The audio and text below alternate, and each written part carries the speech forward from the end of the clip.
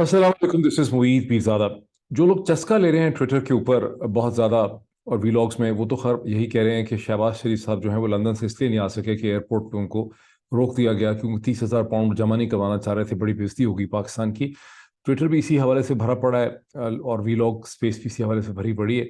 लेकिन ज़्यादा जो सूरत हाल सीरियस है वो ये है कि शहबाज शरीफ साहब इसलिए वापस नहीं आ पा रहे कि नवाज शरीफ और शरीफ खानदान एक तरफ और मिलिट्री इस्टेब्लिशमेंट और GHQ दूसरी तरफ, उनके दरमियान एक डेडलॉक की सी सूरत हाल है, जिसमें नवाज शरीफ साहब जो हैं वो अपनी मर्जी का फैसला करना चाह रहे हैं। शहबाज शरीफ साहब को उन्होंने रोक के रखा हुआ है। और दूसरी तरफ एक डेडलॉक जो है उसकी खबर लाहौर से आ रही है। तो आप ये कह सकते हैं कि लाहौर से लंदन तक एक डेडलॉक की सूरत हाल है। दूसरी सूरत हाल वो है जहां हफ्ते के दिन पाकिस्तान के army chief general Qamar Javed Bajwa और पाकिस्तान के सुप्रीम कमांडर जनाब प्रेसिडेंट आरिफ अलवी दोनों लाहौर के अंदर मौजूद थे। दोनों ने बहुत मसरूफ दिन गुजारा। आरिफ अलवी ने वहां पर प्रेस से बहुत मुलाकातें की, बड़ी सब्सटेंटिव उन्होंने बातचीत की, बड़ी खुल के प्रेसिडेंट आरिफ अलवी ने बातचीत की। लेकिन पहले लंदन की तरफ देख लेते हैं, फिर प्रेसिडेंट आरिफ अलवी ने जो कुछ कहा लाहौर में उसको भी देख लेते हैं। लंदन से जो खबर आ रही है उसके हवाले से, डॉन की जो रिपोर्टर लंदन में बेस्ड हैं, आतिका रहमान, जो इससे पहले एक्सप्रेस ट्रिब्यून में भी रही हैं, उन्होंने बहुत अच्छी, बड़ी मुनासिब, बड़ी रियलिस्टिक और बड़ी इंफॉर्मेटिव किस्म की रिपोर्ट उन्होंने फाइल की चंद घंटे पहले लंदन से। जिस रिपोर्ट में कहती हैं कि जो कुछ है वो इस वक्त सिर्फ नवाज शरीफ साहब को पता है या शहबाज शरीफ साहब को पता है, और जितनी भी पार्टी है PMLN की और जितने कैबिनेट मेंबर्स हैं, जितने भी लोग लंदन में हैं, वो सब के सब या तो टाइट लिप्ड हैं या उनको सिरे से कुछ पता ही नहीं है, या वो डरते इतना है कि कुछ बोल नहीं सकते। और लेकिन जो चीज़ समझ आ रही है वो कि नवाज शरीफ ने आर्मी चीफ के हवाले से भी और स्नैप इलेक्शन के एक मशवरे के हवाले से जो एक प्रपोजल था, बहुत ही सख्त और हार्ड लाइन पोजिशन उन्होंने इख्तियार की हुई है। और जो भी उन तक कम्युनिकेशन की जा रही है शहबाज शरीफ साहब के थ्रू GHQ की तरफ से, पीपल्स पार्टी की तरफ से, उस हवाले से उन्होंने एक बहुत सख्त और फर्म स्टैंड जो है वो लिया हुआ है और वो कोई फैसला नहीं कर पा रहे। अब ये सूरत हाल जो है ये खासी दिलचस्प भी है, परेशान कुन भी है, ये ट्रेजिक भी है, इसको एक अलमिया भी कह सकते हैं। मैं बल्कि सोच रहा हूँ कि उर्दू ज़ुबान का कौन सा लफ्ज़ होगा जो इस सूरत हाल को डिस्क्राइब कर सके कि ये वो नवाज शरीफ साहब हैं जिनके खिलाफ एक 6 एजेंसीज की मल्टी एजेंसी GIT रिपोर्ट ने बहुत सी चीज़ें डिस्कवर की, बड़ा सख्त इनके खिलाफ फैसला लिखा। सुप्रीम कोर्ट ऑफ पाकिस्तान ने उनके खिलाफ एक बड़ा सख्त फैसला लिखा। नैब की अदालत ने उनके खिलाफ एक फैसला किया। उसके बाद वो जेल में थे, वहां से वो एक प्लेटलेट थेरी में या प्लेटलेट ड्रामे में रिलीज हुए। 1 महीने के लिए इलाज करने के लिए बरतानिया गए, अक्टूबर नवंबर 2019 में। उसके बाद भगोड़ा कन्वेक्ट हो गए, पहले कॉन्वेक्ट थे, फिर एब्सकॉन्डर हो गए, भगोड़ा हो गए और वहां लंदन में बैठे रहे। और रोते रोते बैठ गई आवाज़ किसी सौदाई की। पाकिस्तानी मीडिया ने डन टू डेथ कर दिया, शोर मचा मचा के, और भी जो लोग हैं रोते रहे, शोर मचाते रहे, सियासतदान भी बोलते रहे। लेकिन नवाज शरीफ साहब जो हैं वो टस से मस नहीं हुए। किसी की मजाल है कि नवाज शरीफ साहब को लंदन से वो पाकिस्तान वापस ला सके। अब यही नवाज शरीफ साहब जो हैं, जिनकी मैंने सारी प्रोफाइल आपके सामने रखी है, ठीक है वो 2 दफ़ा 3 दफ़ा पाकिस्तान के प्राइम मिनिस्टर रह चुके हैं, लेकिन ये प्रोफाइल के वो कन्वेक्टेड हैं, वो एब्सकॉन्डर हैं, उनके खिलाफ एजेंसीज के डिसीजन आए, सुप्रीम कोर्ट का डिसीजन आया, नैब का डिसीजन आया। ये वही नवाज शरीफ हैं जो इस वक्त पूरे पाकिस्तान के सियासी निज़ाम के स्याह सफ़ेद के मालिक हैं। उनका छोटा भाई जिसकी सियासी हैसियत कुछ भी नहीं है, वो पाकिस्तान का प्राइम मिनिस्टर है, जिसे उन्होंने ज़बरदस्ती लंदन में अपने साथ बिठाया हुआ है। उससे उन्होंने फैसला करवाना है और बाकी फैसले तो उन्होंने करने हैं करने।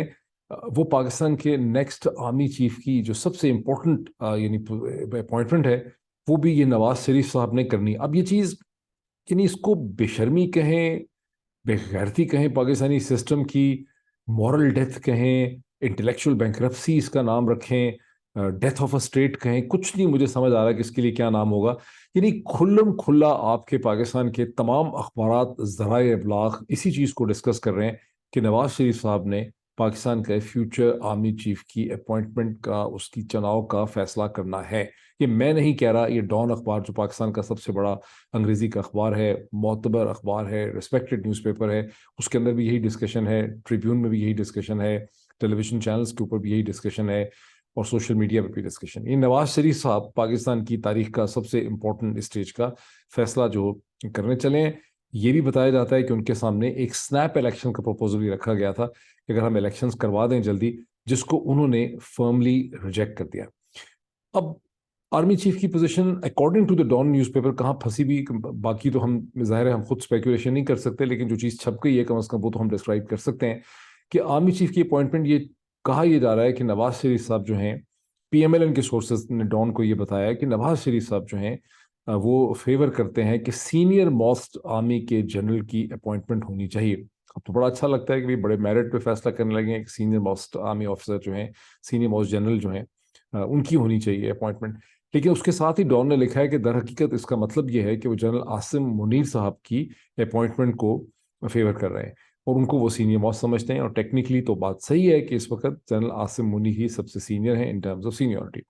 लेकिन प्रॉब्लम वो है जो पिछले वीलॉग में मैं आपको बता चुका हूं कि जनरल आसिम मुनीर जो हैं, उनके बैचमेट्स और उनसे जूनियर लोग जो हैं, जनरल और ऑफिसर्स जो हैं, वो अक्टूबर में रिटायर हो गए हैं और उनकी प्रमोशन को कुछ इस तरह से जनरल बाजवा ने उसका फैसला किया था एक स्टेज पे उनकी ज्वाइनिंग रिपोर्ट का, कि अब उनकी रिटायरमेंट जनरल आसिम मुनीर की 26 नवंबर को होनी है।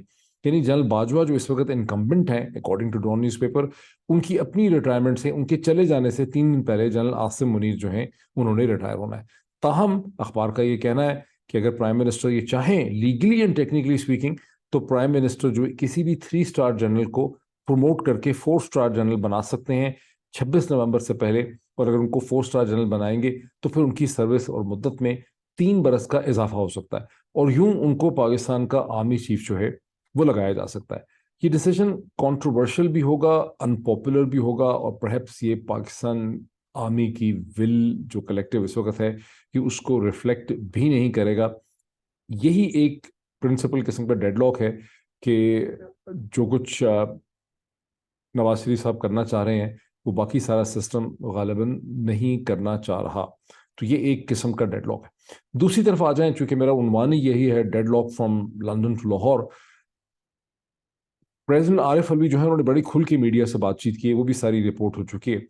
उन्होंने कहा है कि मैं कोई नेगोशिएशन नहीं कर रहा हूँ एक पर्सन की हैसियत से, मैं एक प्रेसिडेंट ऑफ पाकिस्तान की हैसियत से, सुप्रीम कमांडर ऑफ पाकिस्तान की हैसियत से इंस्टीट्यूशंस के दरमियान में एंड फॉर्मर प्राइम मिनिस्टर और तहरीक इंसाफ के दरमियान में कम्युनिकेशन को, ताल्लुकात को, ट्रस्ट को इम्प्रूव करने के लिए, और भी जो बाकी पॉलिटिकल प्लेयर्स हैं उनके साथ ट्रस्ट को इम्प्रूव करने के लिए मैं मेडिएशन कर रहा हूँ, मैं एफर्ट कर रहा हूँ। ताहम उन्होंने ये माना कि जो डेडलॉक है वो रिजॉल्व नहीं हो पा रहा और बावजूद उनकी तमाम तर कोशिश की जो चीज़ें हैं वो स्टक हैं और कोई हल नहीं निकल पा रहा, कोई प्रोग्रेस जो है वो नहीं हो रही। ताहम उन्होंने कहा कि मैं कोशिश में मसलसल लगाऊं। सोर्सेज ये भी कहते हैं कि लाहौर के अंदर भी, जहां जनरल कमर जावेद बाजवा ने बड़ा मसरूफ दिन गुजारा, उन्होंने इनाग्रेशन भी की, उन्होंने बहुत सी मीटिंग्स भी की, उनका डिनर भी था। जहन में याद रहे कि जनरल कमर जावेद बाजवा जो हैं उनके फेयरवेल डिनर्स का आगाज़ हो चुका है और बावजूद इसके कि उनके फेयरवेल डिनर्स का आगाज़ हो चुका है, अब तो तमाम जो खदशात हैं कि वो कंटिन्यू करेंगे रेस्ट अश्योर हो जाने चाहिए। लेकिन उसके बावजूद पाकिस्तान के सियासी हलकों के अंदर एक धड़का अभी भी लगा हुआ है कि शायद कोई ऐसी सूरत हाल ना हो जाए कि वो ना जाएं, वो भी कंटिन्यू कर सकते हैं। कहा मैं समझता हूँ कि अभी स्टेज पे ये चीज़ जो है बिल्कुल मुमकिन नहीं रही है। बहरहाल जनरल कमर बाजवा जो हैं उनके फेयरवेल डिनर शुरू हो चुके हैं, प्रेसिडेंट आरिफ अलवी वहाँ पे लाहौर में मौजूद हैं और ख़बर वहाँ से यही आ रही है कि नवाज शरीफ साहब जो हैं वो इस वक्त बहुत हार्ड बार्गेनिंग कर रहे हैं और किसी भी चीज़ पे किसी की बात मानने को वो बिल्कुल भी तैयार नहीं है। ये इस वक्त की सूरत हाल है जिसके चंद घंटों में आप देखेंगे कि अब former prime minister Imran Khan जो है अब से कोई 3-4 घंटे के बाद वो अपना चौथा तकरीर करेंगे लॉन्ग मार्च के हवाले से। और लॉन्ग मार्च जो है वो इतनी स्लो चल रही है कि वो आज भी जेहलम नहीं पहुंच सकी, वरना अगर आप लाला मूसा से जब निकल के आप आगे आते हैं जेहलम की तरफ तो आधे घंटे घंटे का सफर होना चाहिए ज़्यादा से ज़्यादा। लेकिन जेहलम जो मुझे खबर है कि आज भी लॉन्ग मार्च नहीं पहुंच सकेगी। बहुत ज़्यादा तहरीक इंसाफ के लीडर जो हैं, इमरान खान की चूंकि एब्सेंस है लॉन्ग मार्च में, तो बहुत कम मेन लीडर्स वहाँ मौजूद होते हैं, वो सारे लाहौर में होते हैं क्योंकि सबकी कोशिश ये होती है कि इमरान खान को वो नज़र आते रहें, उनकी प्रेजेंस जो है वो इमरान खान को अपनी प्रेजेंस जो है वो दिखाना चाहते हैं। बहरहाल ये वो सूरत हाल है जिसमें जेहलम के पहले और गालिबन किसी और शहर में अब से चंद घंटों में former prime minister Imran Khan अपनी तकरीर करेंगे। देखें वो तकरीर में क्या कहते हैं। डेडलॉक तो मैंने आपको बता दिया है कि कहाँ है, और पिछले 2 दिनों की तकरीरें भी जो इमरान खान की हैं वो हैं इसी हवाले से। आज की भी तकरीर मुझे लगता है इसी हवाले से होगी। Thank you.